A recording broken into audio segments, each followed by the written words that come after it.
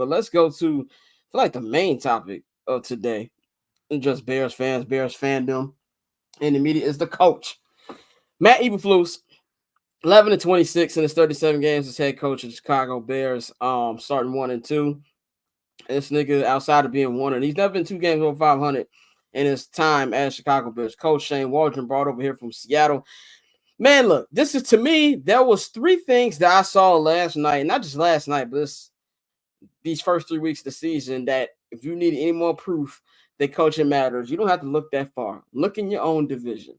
Look at what Matt LaFleur has done, not only for Jordan Love, but for Malik Willis. Malik Willis was not in the Packers building this time a month ago. He's 2-0 in the time he played, and he's been playing well. He played really, really well against his former team. This is all coaching. Look how the wide receivers get open. Coaching. Look at the offensive strategy and game plan that goes into each week.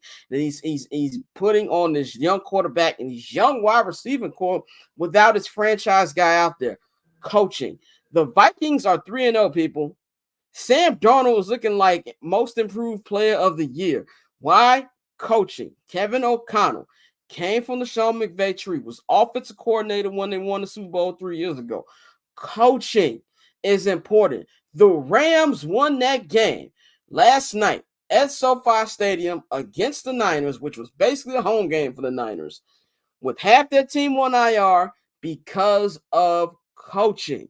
It shows you that much. And that's what's discouraging for me when we look at all the incremental success that Caleb and that Rome is having. My issue is I just want them to get out of this season without being too damaged. Because I mean, look, it could happen. Matt Eberflus could turn this thing around. It's 14 more games left. Am I betting on it? Absolutely not. I think when, somebody shows you who they are, that's who they are. I have more confidence in Waldron turn around than Flus, and I don't really have confidence in that either. I think this is why it's a missed opportunity, because now they get fired, and Caleb and Rome got to learn a whole new system next year, and now we starting over from scratch, and that's the problem. I don't understand. I need the bubble screen outlawed in just the NFL, not just Bears games, but the NFL. I need the bubble screen outlawed. I'm so tired of all these offensive coordinators are overthinking. Even look at that Atlanta Chiefs game last night, the 4th and inches call. What in the world were they calling? Like, I just don't get it. DJ Moore. And this is I'm going to kind of bring this up in here too, the Keenan and DJ Moore thing, instead of having it be individual topics. Look, DJ Moore, if you look on paper, and this is the funny thing about last night, I didn't know that he had this many yards. I didn't know that Cole Kmet had this many yards. So I actually looked at the stat sheet. Cole Kmet had 10 receptions, 97 yards, 1 touchdown. DJ Moore had 8 receptions, 78 yards on 10 targets. Look, man, the problem is the way they're using DJ. Why is they not treating DJ like he's a number 1 receiver? Take more shots downfield.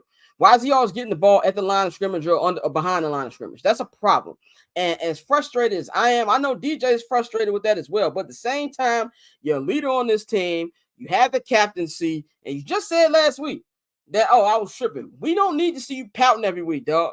I need him to get that in check ASAP. And I'm not usually somebody who really cares about body language, but it's 2 weeks in a row. Fix that, bro. I can see if you weren't getting the ball. The game plan needs to be different for sure. I think they're using him the wrong way, but I need him to be more mature when it comes to this. With the Keenan Allen thing, I think Dante hit the nail on the head that DeAndre Carter is running the routes that Keenan Allen usually will be running. That's insanity that you're giving DeAndre Carter those routes to begin with. And I don't think he's been bad. I think he's actually been pretty solid for the position they put him in. But I want to see Tyler Scott over there.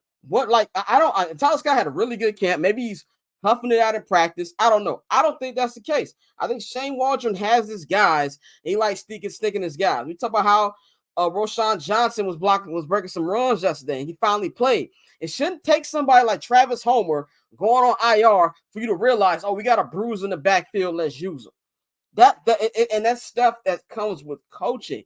That 4th and inches play before the end of the first half was obviously the worst play I've seen, at least in my 4 years covering this team. It's brain dead. If they score a touchdown, the Bears win. And you don't want your rookie quarterback your rookie wide receiver to have to do more to overcome the coaching. They might be talented enough to do so, but they shouldn't be. And if you're Ryan Poles, like I said, I'm taking all these topics we got and I'm kind of lumping them. We're on a time crunch. With Ryan Poles, when do we start to shift blame to him? And you said the same thing, Dante, about not crowning general managers too early. I didn't crown him. I said when the nigga got hired, I'm not doing the thing we did with Ryan Pace and the nigga before him. Well, Phil Henry, I guess it was. I think that this man has done a lot well on this team. And you have misses. No GM's going to be perfect. But what is he going to do to correct that? And the messed up part for me, and then I'll close this up and I'll go on, is let's just say that Waldron and Flus keep huffing it up. And I hope not. Hope they turn the corner for my sanity. You can't fire them mid-season. Who are you bringing in? Who are you? This is something that they're going to have to go through the entire season. We're going to have to go through another whole hiring process. Then you hope that he hires the same person. And to me, it's just the same thing repeating itself. And that's the most frustrating thing for me. Bang, let's talk about the coaching and really just these topics that we got, with the way they're using DJ, Keenan, and as far as polls. Well, look, the wide receiver and the quarterback have both talked about finding an identity, and we're 3 games in. That says enough to me. There's no true identity for this team right now. The identity looks like let Caleb do everything, let him throw the ball, do all that stuff. They can't do that. Can't live with that. That can't be it right now as a rookie. Now, it might make him develop faster, but it might beat him up faster too. But when it comes to this, and I said this last week too, when it was asked about what the percentage of the blame is, and I said I always put it on the coach. So I'm looking at Shane Waldron, I'm looking at Chris Morgan.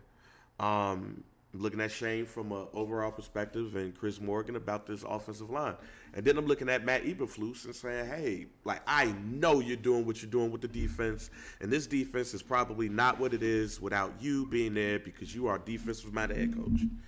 But if you trust Eric Washington to do the job that you feel that he can do, then you need to spend a little bit more time in making sure that Shane Waldron is doing what he needs to do. And granted, I ain't there. I ain't in them rooms. That might be going on right now. That might have been going on right now. But it just don't look like it when you get on the field and when you're 3 games in and you're talking about identity. It's not getting on the same page. We're getting to it. We're almost there. It's identity. I don't feel like in the first 3 games you should be finding an identity. You should be working on whatever that identity is and seeing the fruits of your labor grow. But they're saying we're looking to find an identity. And that's what scares me about all of this, is that we're 3 games in and we're still trying to figure out what this offense is supposed to be with all of these weapons. And for Poles, I wanna dissect. Good job. That's fine. Oh shit! I thought I was on mute. My bad. Hey, so with Poles, here's the thing that I want to dissect from him real quick. Poles said this is the most depth that they had since he's been with the organization, right? The offensive line. There's depth, and there's a lot of people. I don't see depth. I see a lot of niggas that play offensive line. That's what I see. Just because you got a whole bunch of niggas back there with numbers between 60 and 79, that don't mean it's depth. And that's what scares me, that they just got a whole bunch of people who's like, all right, well, this nigga ain't working. Let me slide him up in there. Because I ain't the only one that saw Braxton Jones went down and was like, holy shit. Now we got to bring back in Nate Davis. Because Matt Pryor got to go over there. Now, we have my man Hinsdale folks that was over there activating and stuff, so we'll see what's going to go happen with that. But just because you got a lot of people on the offensive line, that don't mean you got quality depth. You just got a whole bunch of niggas. So, Ryan Pace, let's make it quality depth and not a whole bunch of folks back there. Mikey had to go. He would join us again on Friday. Dante, man, tell us what you think about the coaching.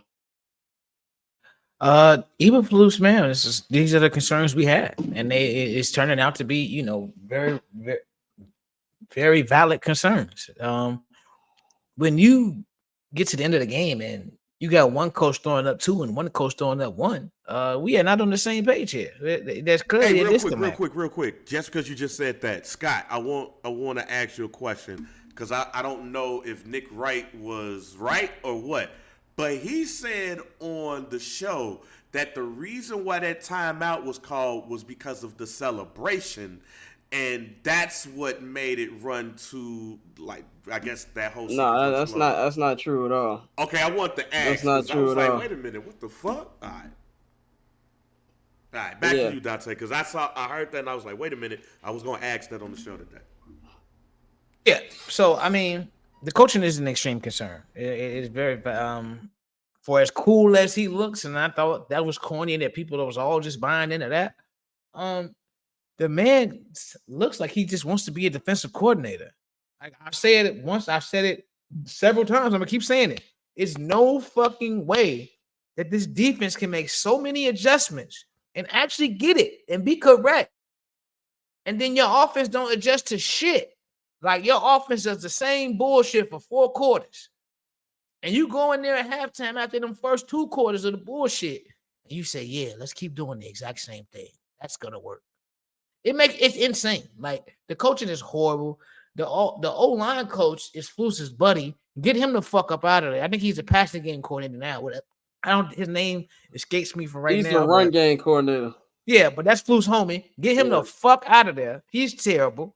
Like, and as far as going back to Ryan Poles, like I said, bruh, it's amazing how you can watch Peyton Manning talk about the game, Tom Brady talk about the game. These guys who are known for throwing the football, 2 of the greatest to ever do it. And they talk about the trenches. They talk about establishing the run.